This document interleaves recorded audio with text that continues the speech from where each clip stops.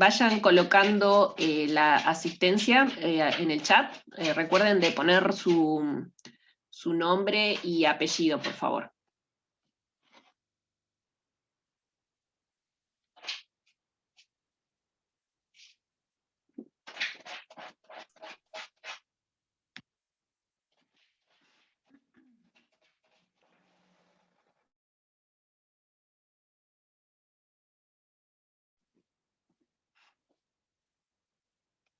Bueno, entonces vamos a empezar. Les voy a compartir de acá. ¿Profe? ¿Sí? Hola, buenas tardes. Sí, buenas tardes. Una de las consultas del foro que le hicimos, intentamos resolverlo pero no pudimos, fue la 4E, en donde se habla de un subsidio.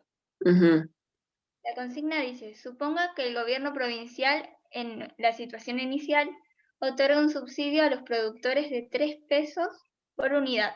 Determine la nueva función de oferta y compare con la situación del punto D.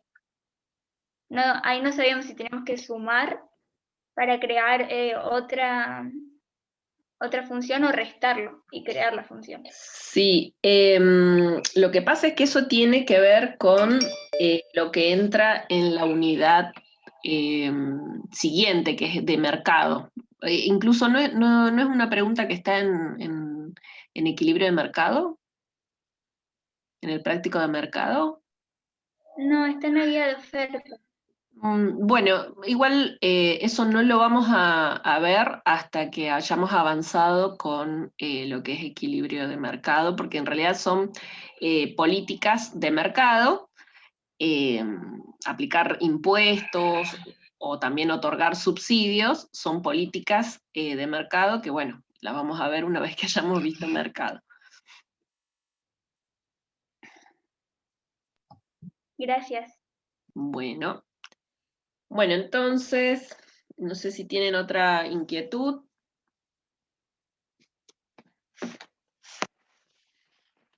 No tienen, vamos con el tema de hoy, que vendría siendo costos de producción. El tema de costos lo que va a hacer es permitirnos ahondar un poco más en cómo, en definitiva, los productores toman sus decisiones, ¿no? Porque, bueno, nosotros al estudiar la oferta, algunas relaciones establecimos en cuanto a las cantidades que se ofrecen en un determinado mercado, de un bien cualquiera. Pero bueno, lo que vamos a hacer en el día de hoy es ahondar un poco más en cuáles son las decisiones que, o mejor dicho, cuáles son los factores que determinan las decisiones de producción de un determinado productor, ¿sí? De un oferente.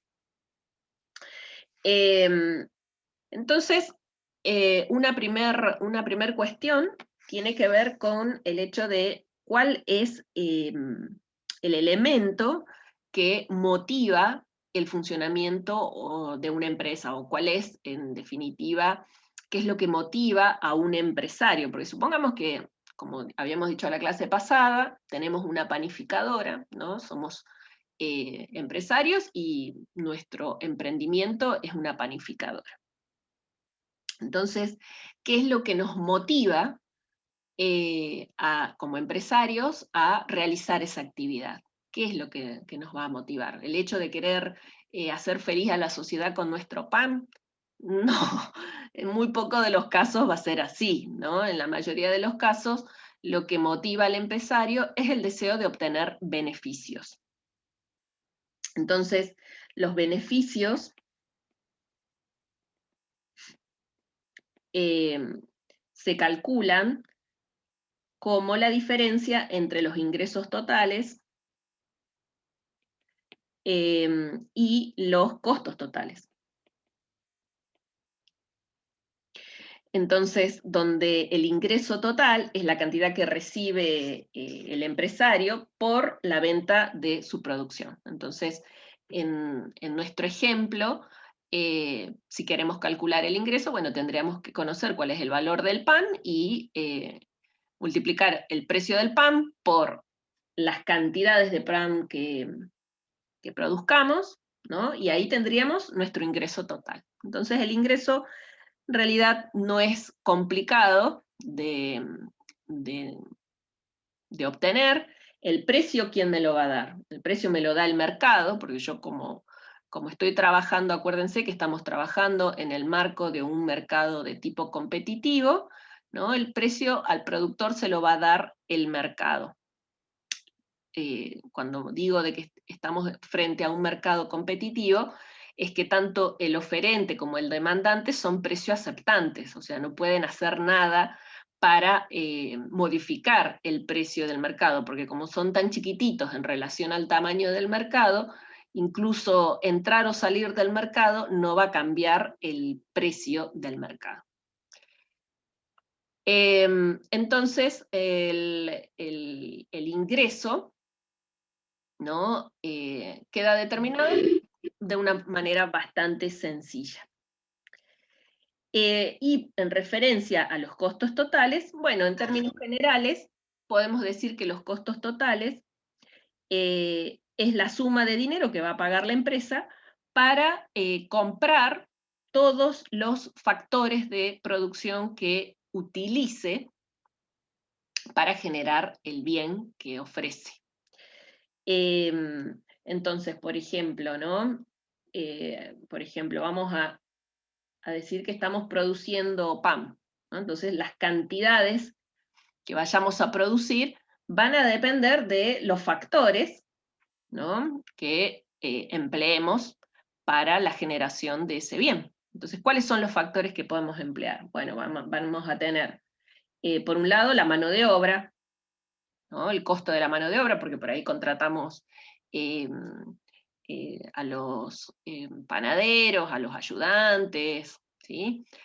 A las personas que atienden adelante el mostrador, etcétera, la mano de obra.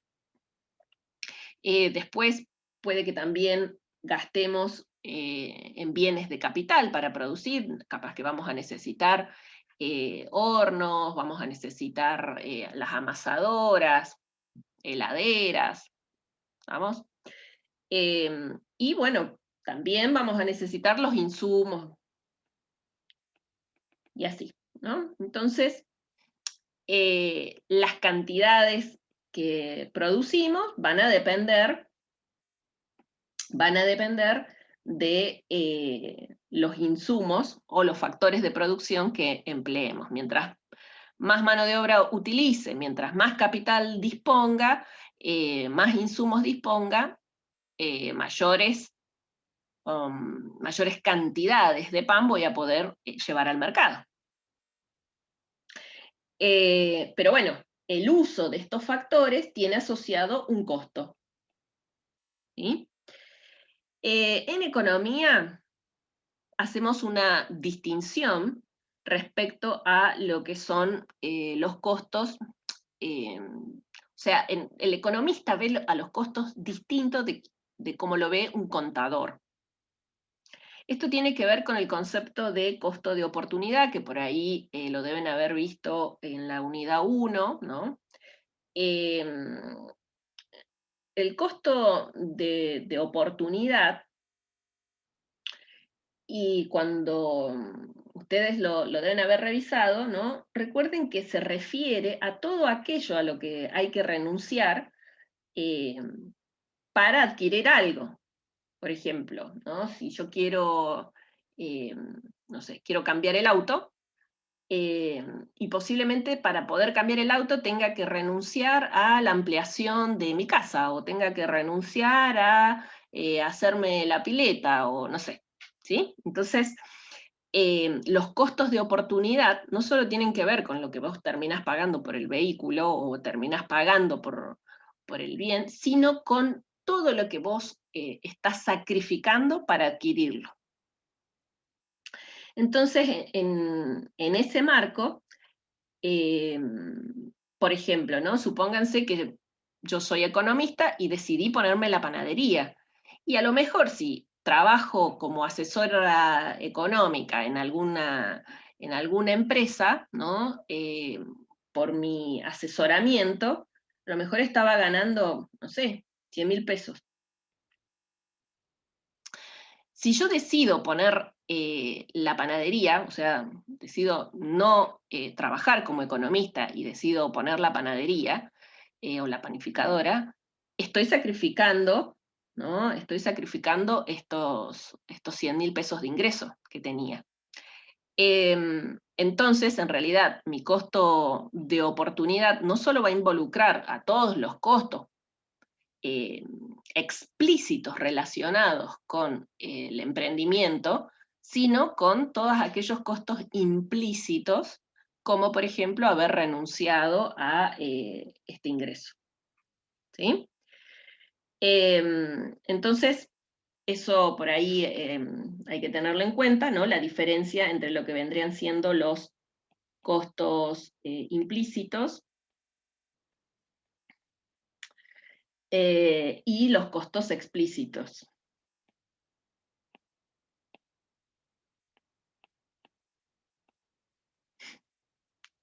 Si yo le doy a mi contador, por ejemplo, ¿no? Supongamos que tenía ahorrado en mi cuenta, ¿no? Tenía ahorrado 500.000 pesos, o 1.000.000 de pesos. Tenía ahorrado 1.000.000 de pesos, y mientras ese dinero estaba en el banco, me generaba intereses también, ¿no? Entonces,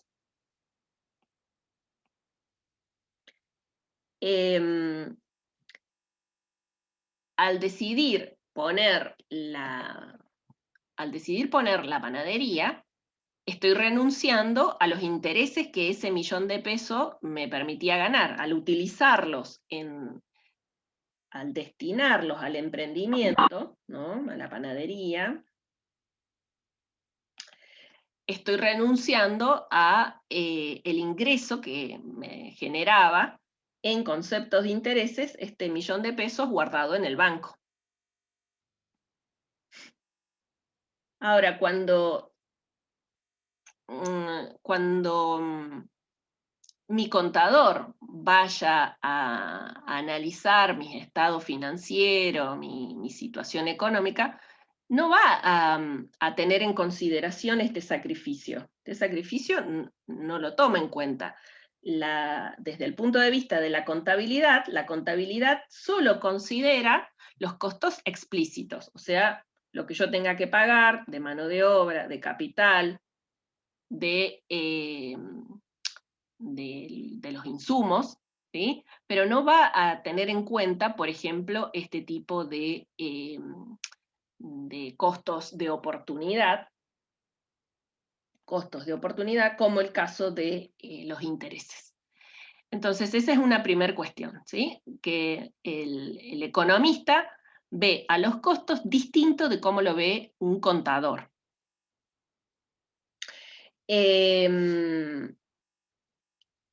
Bueno, a ver, ¿qué otra cosa del tema de los costos?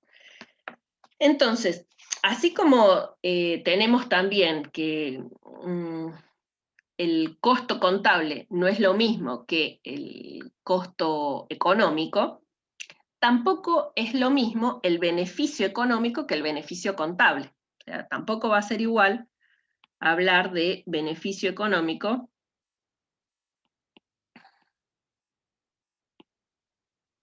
que beneficio contable.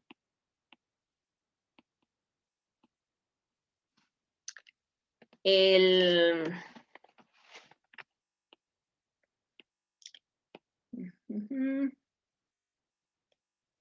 ver, vamos a plantear el ejemplito que plantea el libro. Entonces, supónganse que ustedes tienen esta magnitud total, representa los ingresos. ¿Sí? Habíamos dicho que para calcular los beneficios hay que hacer ingresos totales menos los costos totales. Pero ¿Cómo hace el economista para analizar los beneficios económicos? Bueno, dice, por un lado, van a estar los costos explícitos, ¿sí?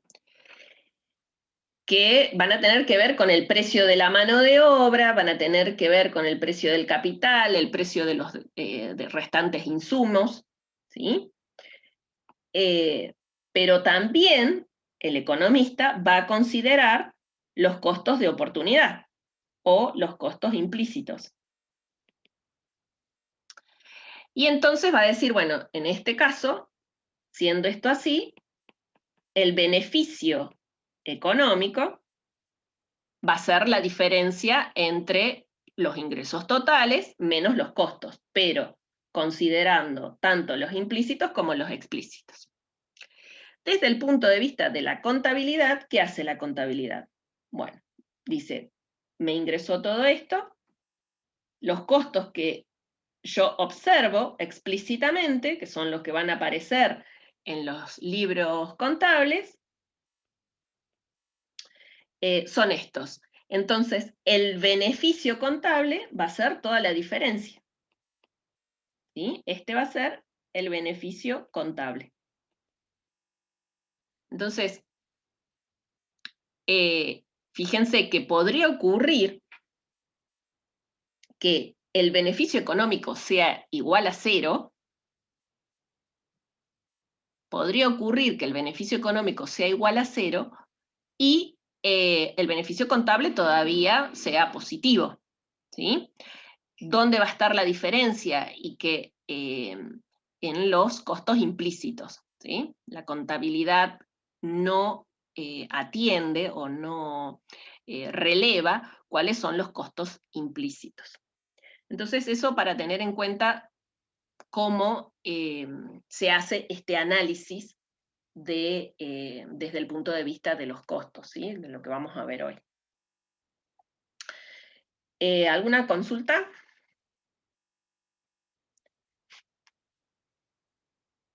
Bueno, entonces acá, sin querer, introdujimos lo que es la función de producción de una empresa, ¿sí?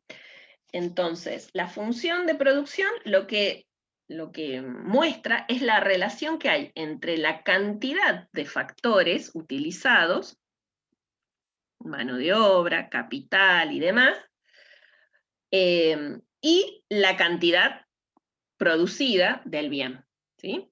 Entonces, lo voy a poner acá abajo. La función de producción, ¿no? Es función de los factores utilizados, factores y mano de obra, capital, qué sé yo, otros factores, podría haber también estar involucrado a la tierra, qué sé yo, si somos un emprendimiento agropecuario, también podría estar involucrado la tierra. Entonces, la función de producción es la relación que hay entre la cantidad de los factores utilizados con la cantidad producida de un determinado bien.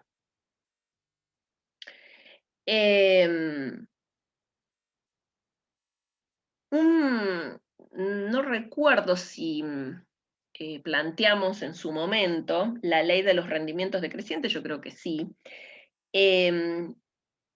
pero si no la planteamos la vamos a recordar, porque es importante para el análisis de los costos. La ley de rendimientos decrecientes, o mejor vamos a presentar un ejemplito primero de una función de producción. Primeramente, una distinción que hay que hacer es entre el análisis a corto plazo versus el análisis a largo plazo. Si yo estoy analizando la producción en el corto plazo, van a haber algunos factores que no los voy a poder modificar tan fácil. Por ejemplo, Si yo tengo la panificadora, ¿no? Y tengo, bueno, el salón de producción, y a lo mejor quiero, digo, bueno, necesito duplicar la producción porque tengo mucha demanda, quiero duplicar la producción. O sea, quiero que esta cantidad se vaya al doble. Y bueno, ¿qué es lo que harían ustedes? ¿Qué es lo que sería más fácil de hacer? Duplicar todos los insumos. Bueno, duplicar todos los insumos, dicen por ahí. Eso no necesariamente va a garantizar que se duplique mi producción, pero mi pregunta era todavía más sencilla. ¿Duplicar la cantidad de empleados? Ahí vamos. ¿Cuál de los insumos voy a poder tocar en el corto plazo? Y lo más probable es que el único insumo que sea variable en el corto plazo sea la mano de obra. En el largo plazo, todos los insumos, todos los factores son variables. Porque si yo estoy pensando en el largo plazo, bueno, ahí yo puedo decidir qué tamaño va a tener mi salón de elaboración, puedo decidir cuántos hornos voy a tener, puedo decidir cuántas amasadoras, si van a ser, qué nivel de tecnología van a tener incorporada, etc. Pero así, de la noche a la mañana, de decir, bueno, che, quiero atender, durante este próximo mes, quiero atender, llevar al doble la producción, y no voy a poder salir a duplicar el tamaño del salón o a comprar el doble de la cantidad de maquinaria, ¿sí? Entonces, en el corto plazo, hay factores que están fijos, porque yo no los voy a poder flexibilizar así tan fácil. No voy a poder duplicar mi cantidad de maquinarias, ni voy a poder duplicar el tamaño del salón de producción, ¿sí? Entonces, hay factores en el corto plazo, en un análisis de corto plazo, que permanecen constantes. Nosotros, de hecho, vamos a hacer análisis de corto plazo. No vamos a trabajar analizando qué es lo que pasa en el largo plazo.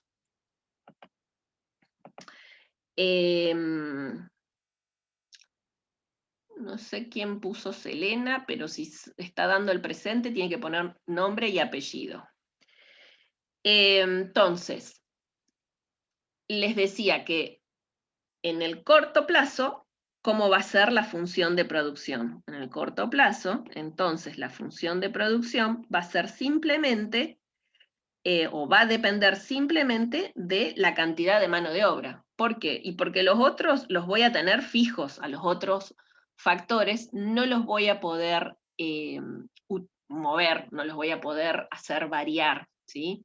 O por ejemplo, la demanda se contrae a la mitad. Y bueno, pero vos no podés agarrar y decir, bueno, entonces me deshago de la mitad del salón de producción, me deshago de la mitad de las maquinarias. No, lo que vas a hacer es contratar menos horas de trabajo o despedir a algún que otro trabajador. ¿Vamos? Entonces, en el corto plazo, el factor variable por excelencia es la mano de obra. Y ahora sí, pensemos cómo es, ahora vayamos viendo más en detalle, cómo es la relación que tiene la producción con la mano de obra. Bueno, intuitivamente uno que dice, bueno, si contrato más mano de obra, voy a obtener mayor volumen de producción, ¿sí? Y a la inversa, a menor mano de obra, menor volumen de producción. Entonces, si esto es así, uno diría, bueno, pero entonces, por ejemplo, podría tener una función de producción que sea 2 por L, ¿no? Entonces, cuando tenga un empleado, bueno, mi volumen de producción va a ser igual a 2 toneladas, kilos, no sé, lo que fuere. Cuando tenga 2 empleados, bueno, mi volumen de producción va a ser igual a 4 y así. Ojalá que fuese así de simple, pero las funciones de producción no obedecen a un comportamiento lineal, como sería este caso, ¿no? Porque, fíjense, vamos a representar esos dos puntitos. Si yo acá en el eje horizontal represento la mano de obra y en el eje vertical represento la producción, lo que estaba diciendo es, bueno, cuando es 2, la producción es 2, cuando, cuando es 1. Y ese estaba bien. Acá.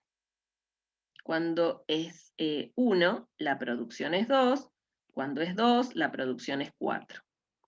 Entonces este es el primer puntito y este es el siguiente puntito. Y cuando la mano de obra sea 0, bueno, eso sí, siempre, si no tenés mano de obra, no producís, ¿no? Entonces ahí tendríamos una función de producción que ojalá fuera así de sencillo, ¿no? Que la producción fuera así de sencilla, pero en la realidad esto no ocurre. Bueno, si no es así, ¿qué es lo que pasa entonces en la realidad? Y lo que te va a pasar es lo siguiente.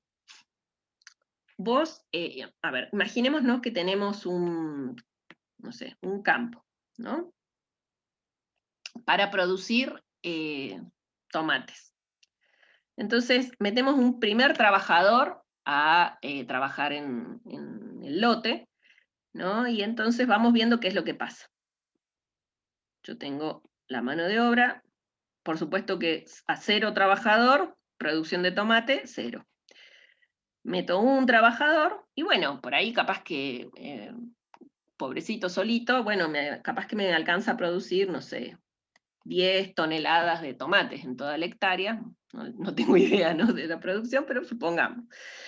Y de pronto meto otro entonces, a ver qué es lo que pueden hacer juntos. Bueno, a lo mejor entre ellos dos hacen que la producción pase a 22 toneladas de tomate, porque se complementan, uno desmaleza, el otro va regando, va limpiando, etc., ¿no?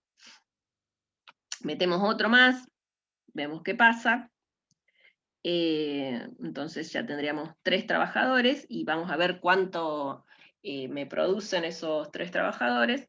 Pongamos que me producen, no sé, 30. Meto otro, ya voy 4. Bueno, pongamos que me producen, no sé, 38. Y sí, vos a medida que vas metiendo trabajadores, pareciera que la producción va aumentando, ¿no? Vamos por el quinto, y suponete que esto te va a 40. ¿Qué es lo que está pasando ahí? Vos vas metiendo trabajadores y lo estás combinando con otro recurso, o estás combinando acá en este caso en particular, bueno, estás combinando a los trabajadores con la tierra, por ahí capaz que le compraste algún, no sé, algún factor de capital, qué sé yo, un tractorcito, no sé. Entonces vos estás combinando, en este caso lo vamos a simplificar, estás combinando la mano de obra con la tierra, ¿sí? Y a medida que introducís trabajadores, la producción aumenta. ¿Qué pasa si yo lleno esto de trabajadores, meto? Va a llegar un momento en que se van a entorpecer, me van a empezar a pisar las plantas, se van a empezar a duplicar las tareas al cohete, ¿no? Y lo que va a terminar ocurriendo es que capaz que si meto un trabajador más, mi producción ya no aumente, ¿no? Si meto otro, insisto en meter otro trabajador más, capaz que mi producción disminuya, ¿sí? ¿Eso por qué? Porque yo estoy metiendo unidades sucesivas de un factor variable en combinación con uno que está fijo, ¿sí? Y esto lo estoy haciendo siempre trabajando para el corto plazo. Entonces, en la real realidad, ¿no?, la producción, ¿qué es lo que va a mostrar? Y la producción, fíjense que va creciendo, ¿no? Y podemos ver en cuánto ha crecido. Vamos a agregar acá, vamos a ir viendo a cuánto fue igual el cambio de la producción. Bueno, cuando metimos el primero, el cambio en la producción fue de 10, saltó a 10. cuando metimos el segundo y pasó de 10 a 22, así que saltó en 12. Quiere decir que el último trabajador que metí hizo que la producción incrementara en 12. Bueno, el siguiente, bueno, ahí ya fue de 8. A ver, sí, bien digo, de 8. El siguiente, y también fue de 8. Y el siguiente hizo que mi producción aumentara en 2. Este en 0. Y este que disminuyera en 2. ¿Sí? Ese comportamiento que se observa acá es lo que se conoce como ley de rendimientos decrecientes. No es una ley matemática, es una ley empírica que se va a verificar siempre. Entonces, la ley de rendimientos decrecientes te dice que vos, a medida que incorporás sucesivamente unidades de un factor variable en el proceso productivo combinado con otro factor fijo, siempre, siempre, siempre, en algún punto su productividad comienza a disminuir. O sea, la productividad de la mano de obra comienza a disminuir. Bueno, entonces acá les metí otro término, que es el término productividad. La productividad se puede medir de dos formas. La productividad la pueden medir con el producto medio, o analizando la productividad media, producto medio, y el producto medio se calcula observando el volumen de producción total y dividiéndolo por la mano de obra. Entonces lo que estás obteniendo es cuánto te producen en promedio los trabajadores a cada nivel de uso del factor. Por ejemplo, vamos a calcular acá el producto medio.